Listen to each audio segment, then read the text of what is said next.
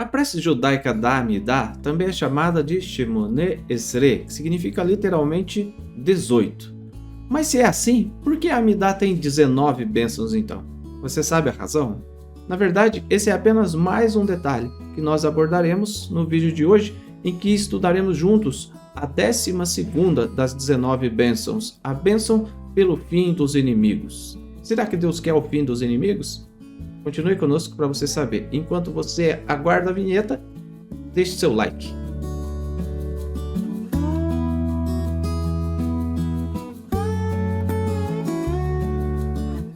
Olá meus amigos, Shalom Aleichem, sejam todos bem-vindos mais uma vez ao canal da Sinagoga Havat Chesed.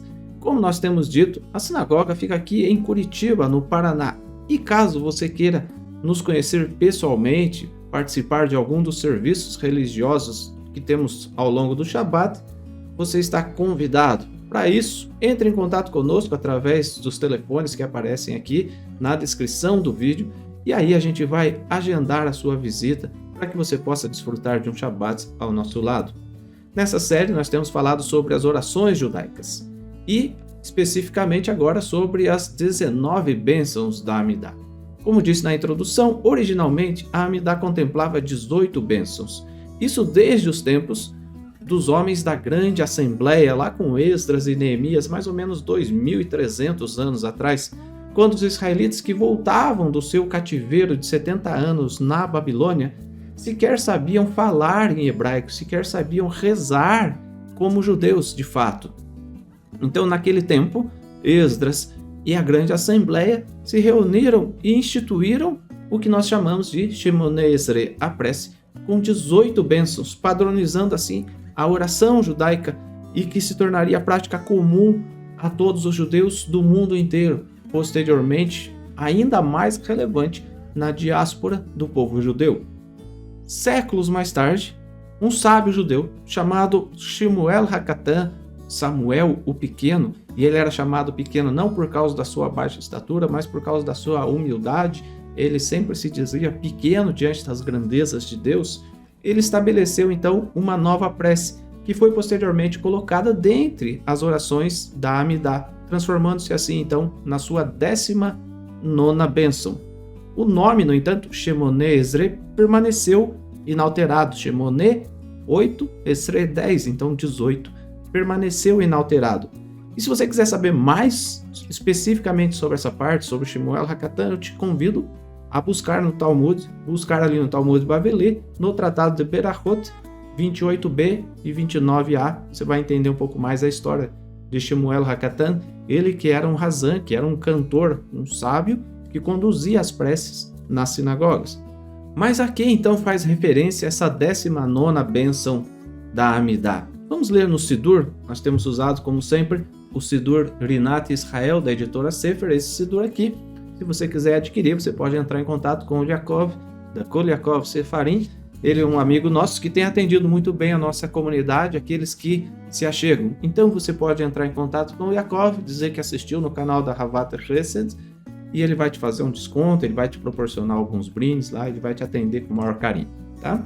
Na página 70 do Sidur, usando por base, como temos feito, o Shacharit, a oração da manhã, embora a Amidá esteja contemplada em outras páginas também, né, no Arvit, na Minha, tem também a Amidá de Shabbat, a Amidá de Yom Tov, mas nós temos usado a Amidá no Shacharit, a Amidá do serviço matinal. Na página 70 do Sidur está escrito assim: Vela malshanen, altehi tikva, vechol haminin kerega oivedu, vechol oive, Amecha mechera karitu, vehazedin mechera teaker uteshaber utmager utechalem, vetashpilen vetachnien bimechera veyamenu.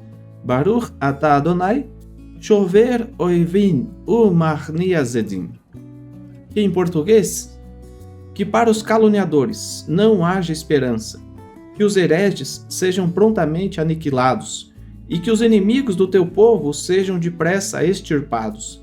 E os malvados depressa destroça-os, quebra-os, oprime-os, abate-os, humilha-os e domina-os.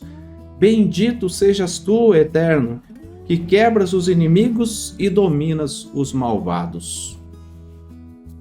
A Apesar desta bênção ser instituída muito posteriormente aos dias de Esdras e Neemias da Grande Assembleia, ela tem a sua origem também muito antes, lá no tempo em que Deus castigou aos egípcios, os inimigos do povo de Israel, junto ao Mar Vermelho. E como você que tem acompanhado todos os vídeos dessa série sabe, muitas das bênçãos da Amidá, elas dizem assim: os anjos disseram, Baruch atah Adonai, bendito sejas tu que faz tal coisa, né? E aqui também nós temos uma explicação oriunda nesse mesmo aspecto, nesse mesmo sentido. E a gente, como sempre, tem usado por base esse livro aqui, A Arte da Prece Judaica, exclusivamente sobre a Amidá, que contempla aí estudos sobre cada uma das 19 bênçãos. Na página 224, o livro nos diz assim: durante os 210 anos anteriores de terrível opressão, os judeus foram escravizados e torturados pelos egípcios. Não havia sinal algum de que Deus jamais puniria os inimigos dos judeus. Então Deus tirou os judeus do Egito durante o Êxodo. Essa história é muito conhecida dentro da Torá. Posteriormente, os egípcios se arrependeram de ter deixado os judeus partir e passaram a perseguir os judeus no deserto, planejando matá-los ou voltar a escravizá-los. E Deus fez com que o Mar Vermelho se abrisse para os judeus, permitindo-lhes que atravessassem em segurança, conduzindo-os de volta ao deserto. E os egípcios continuaram a sua perseguição aos israelitas e seguiu-os mar adentro, tendo, porém, neles se afogado. Essa história é muito conhecida, está lá no livro de Êxodo. Quando Deus castigou aqueles egípcios, os anjos perceberam que Deus notara como os judeus haviam sofrido sob o jugo dos egípcios durante tantos anos. Ao testemunharem a aplicação da justiça por Deus aos rebeldes egípcios, os anjos entenderam que, cedo ou tarde, Deus dispensaria a sua justiça ao mundo inteiro. Quando os anjos viram a destruição dos egípcios, exclamaram: bendito sejas tu, Eterno, que quebras os inimigos e subjuga os iníquos. Então, isso aqui nos remete também à nossa vida. Muitas vezes, nós nos damos conta de que os nossos inimigos, eles prevalecem, eles prosperam, mas tal qual aconteceu com os israelitas ao saírem do Egito, Deus está atento àqueles que nos perseguem e exercerá a sua justiça divina sobre a vida de cada um deles. Isso também nos serve como alerta de que a gente não deve fazer nada, não deve se preocupar, sabendo que Deus cuida de cada um de nós e Deus dará a devida retribuição a cada um dos inimigos do seu povo. Na página 227 do livro, o Talmud se refere a esta 19ª prece como a bênção dos saduceus. Você sabe quem foram os saduceus? Ela também é conhecida como a bênção contra os hereges.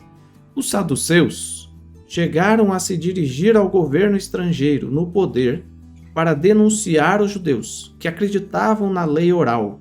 O resultado de suas denúncias foi que muitos judeus crentes foram mortos.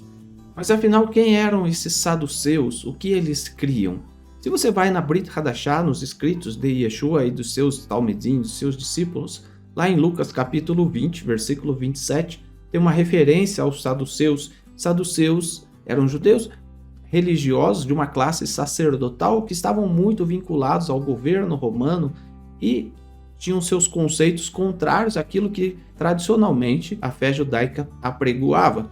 Por exemplo, Lucas 20, 27 diz assim: e chegando-se para interrogar Yeshua, alguns dos saduceus que dizem não haver ressurreição.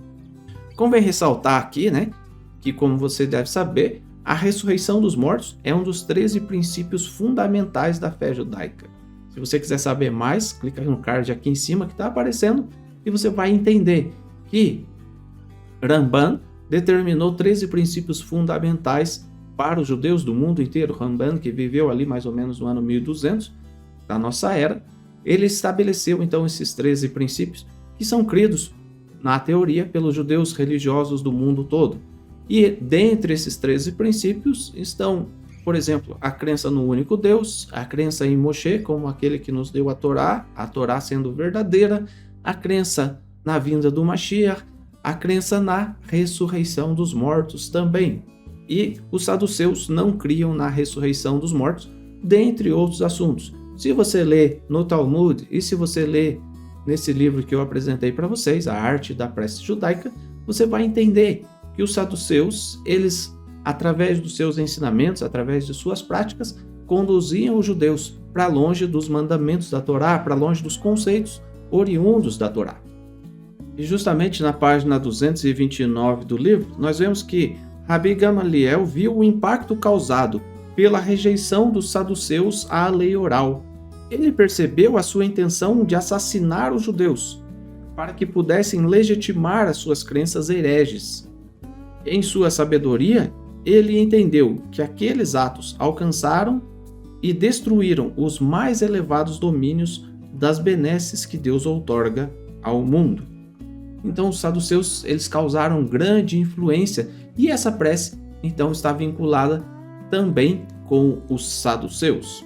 Agora que a gente sabe um pouquinho mais da origem da prece, qual a razão de nós pedirmos para que não haja esperança para os caluniadores? Será que isso seria demais? Será que isso seria um exagero? Bom, se você ler na própria palavra do salmista, Salmos capítulo 140, versículo 11, nos diz assim: o caluniador não se estabelecerá na terra. O homem violento, o mal o perseguirá com golpe sobre golpe. O caluniador não se estabelecerá na terra. Mas os caluniadores, aqueles que fazem calúnias, que mentem contra o povo de Israel, eles permanecem, mas não se estabelecerão na terra. Isso é uma promessa futura que obviamente nos conduz aos dias do Mashiach.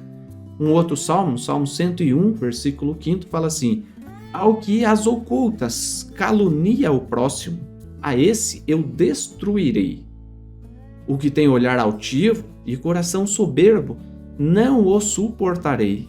Perceba que isso não é um anseio nosso, dos nossos dias, nem tampouco da era talmúdica, mas é uma premissa bíblica. Ninguém pode contestar o salmista quando ele fala que aquele que calunia o seu próximo às ocultas será destruído.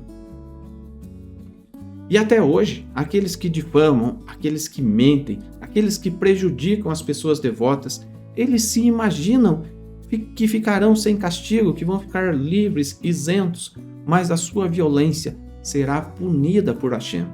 Deus se voltará contra essas pessoas e que ninguém se fie na esperança de que prosperará prejudicando aos outros. Isso vale para nós religiosos, né? Que muitas vezes, eu sirvo a Deus, mas às vezes essas pessoas se deixam levar por esse pensamento de que servem a Deus e acabam prejudicando aos outros, mas que ninguém se fie de que prejudicando aos outros irá prosperar aos olhos do Eterno. Mas é claro que de tempos em tempos a gente vê que os ímpios prosperam, que eles se elevam, e aí Deus precisa agir. E voltando ao livro, na página 231, nós temos escritos assim: frequentemente, os iníquos precisam ser alijados das suas fontes de força e devem ser quebrados. A intenção de quebrar tais pessoas não é a de simplesmente subjugá-las. Ao invés, é a de conduzi-las à humildade, cuja ausência levou-as à negatividade. Infelizmente, possuímos apenas um só recurso para alguém que não é simplesmente iníquo, mas um verdadeiro inimigo de Deus e que odeia os judeus. A única opção neste caso é que aquela pessoa seja totalmente erradicada. Isso aconteceu com vários inimigos do povo de Israel ao longo da história, de verem seus nomes sendo apagados da história. E quando a gente celebra, por exemplo, a festa de Purim, que a gente conhece bem a história de Amã ou Agagita, a gente vê que cada vez que o nome de Amã é mencionado, tradicionalmente nós fazemos muito barulho para que o nome de Amã sequer seja ouvido na sinagoga. Mas será que não seria um exagero pedir que Deus depressa destrua os inimigos? Será que a gente não devia pedir que eles fossem perdoados? Hoje as pessoas olham, não, mas coitado, só roubou um celular, coitado, só fez tal coisa, né? Será que a gente devia olhar para os inimigos de Israel dessa forma? Coitadinhos, vamos orar a Deus para que Deus os perdoe. existe um limite entre aquele que comete uma transgressão e aquele que se torna iníquo, e aquele que odeia o povo de Israel. Um aspecto muito necessário a se observar nisso é que Deus não tem prazer na morte do ímpio. E a gente pode ver isso claramente nas palavras do profeta Ezequiel, no capítulo 18, versículo 23, por exemplo, no capítulo 33, versículo 11. Ezequiel fala que Deus não toma prazer na morte do ímpio, mas em que ele se arrependa.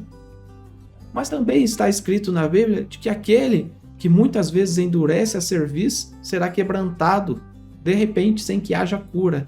Significa que existe um limite, como eu já mencionei, para as pessoas que perseguem, que vão contra o povo de Israel. Vamos retomar o livro para entender um pouco mais sobre o antissemitismo e sobre essa postura, na página 232. Em qualquer sistema legal, os criminosos têm os seus direitos de existência confiscados. É esperado que tais pessoas venham a se arrepender daquilo que fizeram e que se tornem humildes. Porém, enquanto estão ocupados cometendo seus crimes, não podemos permanecer inertes e impassíveis. Não ficamos de braços cruzados, esperando que os criminosos mudem. Os inimigos de Deus, que tentam destruir o judaísmo, devem ser tratados de forma enérgica.